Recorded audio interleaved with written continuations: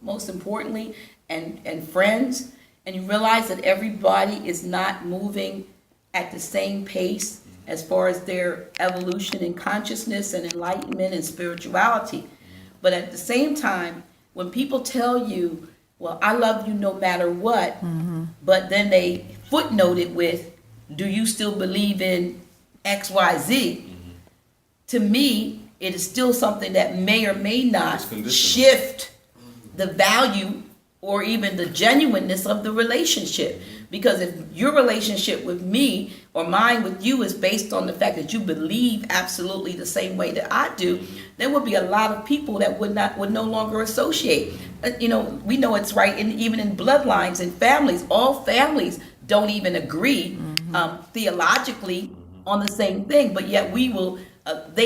Those that created religion and know that religion is the greatest form of control and mind control, they know, and they've even written it in their literature, that mother would be against daughter and father against son, because some will wake up, some will seek truth, and some will just, decide to believe whatever's been told to them. But if my heart for you is genuine, then it's not going to matter what it is you believe. Maybe I'm concerned if I'm adamant about my religious belief that if you don't get this, something's going to happen. But that only happens in the context of these dogmatic religions. Because when you become enlightened, you know that regardless to what a person believes, at the end of their current incarnation, they're going back to the source, and that they will get a chance to evaluate the soundness and the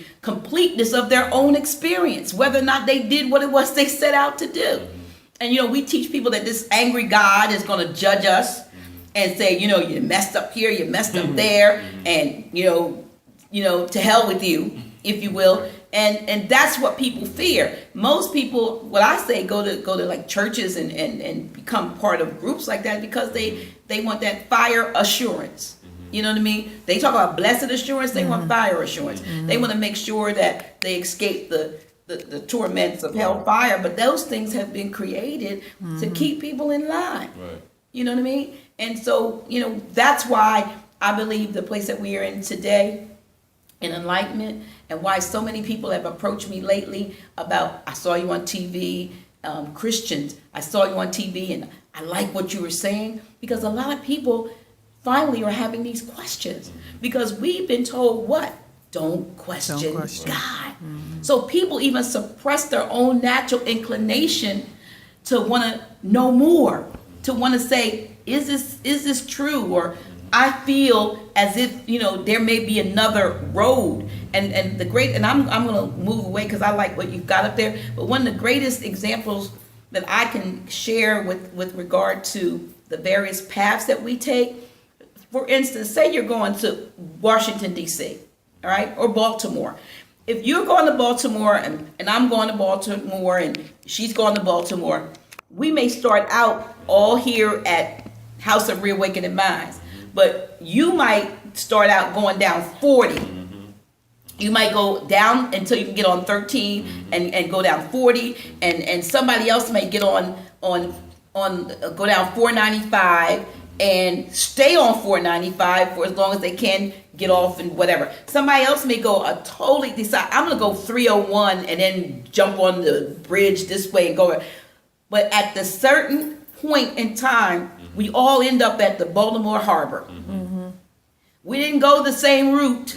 At the same time. Right, but we reached the same destination. And I believe that that's what, spirituality is about. Allowing people to take the path most comfortable and amenable to their mode of transportation. Whatever it is they decided to do when they came here, said they're going this way. And somebody else is going that way. Another person is taking the straight and narrow, but we're all going to get to the same place.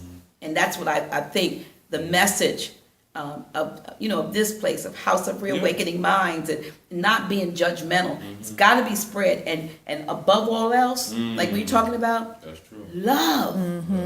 I don't care what the question is. Love is the answer. Yeah, true.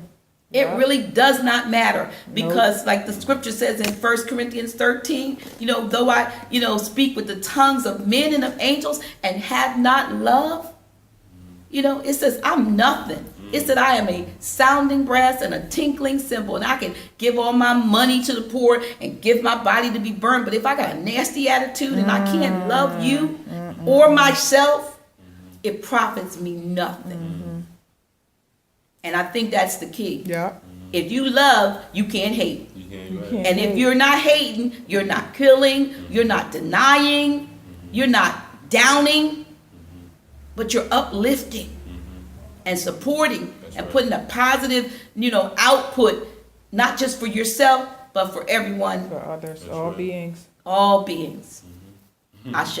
That's Ashe. it. Yeah.